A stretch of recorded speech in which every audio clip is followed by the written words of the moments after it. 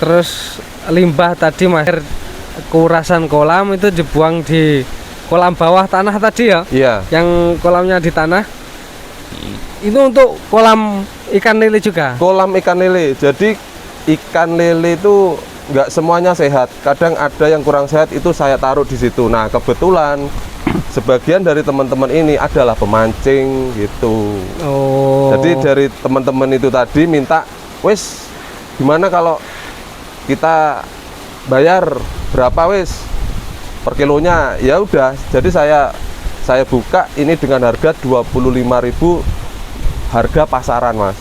Itu mancing jadi, sepuasnya. Mancing sepuasnya, dapat ditimbang bayar. Enggak, bayar dulu. Ada misal ada 10 orang ya, saya timbang 10 kilo, saya kasih ke kolam bekas buangan air itu tadi. Oh, itu enggak gitu. nimbang pulang enggak. Oh, jadi kontrak. Jadi nanti ada kontrak. 10 orang itu wis rebutan juga. Ada berapa? Ada berapa total dari yang masuk itu tadi. Uangnya dibelikan lele. Ya, kurang lebih seperti itu. Ditebar di kolam yang bawah tanah tadi ya, buat mancing bareng. Oke. Oh, gitu. Iya, betul sekali. Ya. Ini solusi untuk pembuangan air mas ya. Ya, kalau punya pembuangan air di belakang, kadang kan ada dari teman-teman ini kan di sungai gitu, tergantung medan tempat. Tergantung tempat masing-masing memang dari peternak ya. Terus apa namanya mas? Kegagalan pernah mas ngalami mas?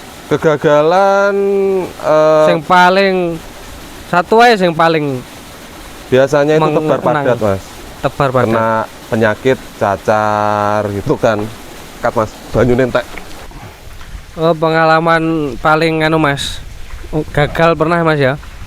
Ada pernah, ya? Pernah. Salah satu cerita mas, gagalnya. Kalau pengalaman yang gagal itu ya biasanya itu dari modal nggak kembali mas. Misalkan target 1 ton apa itu FCR-nya itu nggak sesuai dengan target. Biasanya itu kan hitungannya gini mas, kita keluar 100 sak. 100 sak itu kan sama dengan dibagi 30 kilo kan. Per sak itu kan sentrat itu kan 30 kilo. Jadi lele itu harus sesuai dengan apa yang kita keluarkan dari total 100 sak itu tadi. Karena per kilo itu kan per kilo harga sentrat itu kan 14. Sekarang itu kurang lebih ada yang 14, ada yang 15 tergantung merek ya kan. Jadi setannya itu kan 4.000. Nah, kegagalannya biasanya itu nggak sesuai dengan pertumbuhan. Bukan, nggak sesuai dengan apa yang kita keluarkan sesuai pakan. Harusnya 100 kilo 100 sak itu kurang lebih dihitung itu dunia ini. Ya maksudnya nggak sesuai gitu. Ya nggak sesuai dengan target sentrat itu tadi. Biasanya kan FCR gini mas ya, 1 kilo pakan jadi 1 on daging atau gimana ya, kan gitu kan. Jadi itu nggak sesuai target itu tadi. Itu jelas pengaruhnya di modal. Kan min berarti mas ya. Itu ya berarti katut lah mas modalnya. Jadi nggak selalu. Terus yang kedua itu tebar padat, rawan dengan penyakit. Tebar padat, iya betul sekali. Jadi kalau bisa boleh tebar padat, tapi harus berani main air. Kurang lebih sehari 4 kali main air itu. Kuras. Ganti air lah mas ya, itu kalau tebar padat loh ya. Kalau tebar padat nggak apa-apa. Jadi saya itu dulu itu sehari 2 kali. Kalau sekarang saya sehari 4 kali. Sehari 4 kali ganti air. Ganti air itu. Kelihatan kotor ganti itu udah. Sirkulasi terus. Ngaruh di iki mas ya. Lelenya gampang stres. Satu stres ya. Terus apa itu namanya? Sirip merah. Terus kalau pas bibit itu moncong putih. Terutama cacar mas. Kalau terlalu kotor. Paling fatal apa mas penyakitnya untuk cacar? Cacar ya. Cacar. Menurut saya cacar. Oh, jadi penyakit dan itu tadi ya pertumbuhan tidak sesuai. Jadi Betul habis sekali. pakan 1 ton, targetnya dapat timbangan lele 2 ton, ternyata nggak sampai. Ya, anggaplah dapat 8 kintal, misalkan 800 kilo. Iya iya iya Nah, iya. ya, kurang lebih seperti itu. Tapi ya gitu Mas ya, menang kalah. Ya Iya, pasti tetap ternak terus. tetap ternak terus. Dan saya menggunakan sistem estafet, Mas. Sistem estafet itu dalam artian misal ada 9 petak kosong, dipanen tinggal 4 petak itu ya, Ya. langsung isi, Mas. Jadi kolam itu ada isinya semua, nggak nunggu panen total habis, nggak. Oh, jadi bertahap. Misal 1 bulan ngisi, 1 bulan lagi ke depan ngisi lagi, Bibit lagi, pesen Ya. lagi gitu. tebar lagi. Heeh. Kalau untuk ini Mas, kolam-kolam yang lagi marak ya apa ya? Yo pakai terpal. Saya ndak make Saran itu, Mas. tidak menyarankan. Dari awal saya kenal lele saya ndak make itu. Intinya saya pakai sistem bening. Ndak pernah pakai, paling kalau seperti itu saya pakai PK itu aja untuk main air. Jadi main air ya sini Mas, hasilnya nanti dilihat sendiri lah. Ya. Jadi ndak pakai pernah bahan-bahan kimia seperti itu, ndak pernah. Pakainya PK. PK tujuannya kan pencegahan luka itu aja. Kan lele itu semakin padat kan gesek, Mas. Mesti luka, makanya kita butuh PK. PK itu tujuannya untuk menutup luka-luka itu tadi. Ini ada yang saya PK. Kalau luka dia kanibal makan teman. Makanya ditutup dengan PK. Gitu. Oh, seperti itu. Ya. Ya. Lek kolam-kolam dari terpal Masnya yang tak lihat kolam tanah yang hasil lahir, yang kolam beton. untuk ini kan Beton. semua beton semua. Iya, beton semua. Enggak, maksudnya udah pernah yang kolam terpal apa? Enggak pernah. Nggak pernah Ya, ya? maaf ya, karena menurut saya terpal itu kurang lebih bertahan 1 tahun, 2 tahun tergantung kualitas. Tapi kalau beton itu tergantung bahan dan dilihat itu Mas.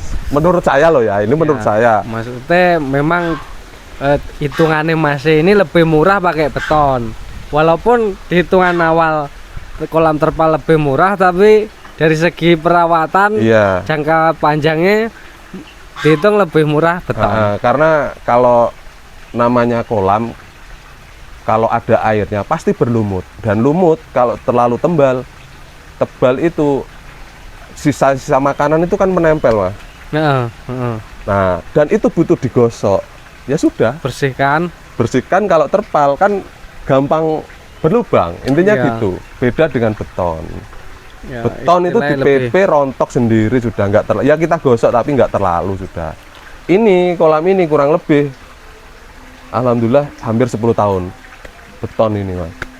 mulai awal udah beton ini Mas ya. Iya, sudah beton saya belajar itu. Jadi lebih efisien menurut Mas Menurut Andi. saya. Ini kolam beton lebih efisien kalau jangka panjang. Kalau untuk penghobi gak masalah. Ya, nggak masalah. Neng Untuk tong, neng blong, neng sekedar coba-coba nggak masalah. ya di blong kan ada Mas sekarang di Ada, tong wes itu. nggak masalah, semuanya nggak masalah. Tergantung keinginannya masing-masing dan modal itu aja. Karena menurut saya apa ya, semua itu bisa dinilai dari modalnya. Ya nggak masalah, nggak apa-apa. Itu semua kan juga modal, Pak. Oke. Budget lah. Oke Mas, terima kasih Mas. Ini sampai sini dulu Mas. Oke, Aku minta pesan-pesan untuk peternak. Pesan-pesan nih Mas, pesan-pesan nih kayak peternak pemula sama semualah temen ternak itu. Pesan saya simpel ya. Kalau mau budidaya lele, usahakan jangan melihat target dari materi uangnya, hasilnya, tapi prosesnya. Terus kalau bisa ditata bakulnya dulu. Karena apa? Kita nanti kalau mau budidaya lele harus cari bakul dulu. Kecuali kita sudah punya tempat di pasar gitu, Mas. Jadi kalau siapa yang mau ambil, masa kita jual semua sendiri kan nggak mungkin, karena bakul ini kadang sudah punya petani masing-masing. Itu saja saran dari saya. Jadi pasarnya di mana dulu, jualnya kemana, apa diecer di rumah, apa di pasar, komunikasi dulu lah sama tengkulak atau bakul itu. Saya punya barang, bisa masarkan, jenengan mau ambil apa gimana. Jadi komunikasikan dulu. Kebetulan saya punya tempat sendiri di pasar. Oh, dan gitu. sambian pancingan. Jadi seperti itu pemirsa dulure peternak. Sekian video kali ini di tempat peternak lele Mas Andi. Terima kasih Mas Andi. Terima kasih atas waktunya. Terima kasih semuanya. Wassalamualaikum warahmatullahi wabarakatuh. Jangan lupa ikuti terus channel Dulure Peternak, like, subscribe, dan bagikan kepada teman-teman Anda.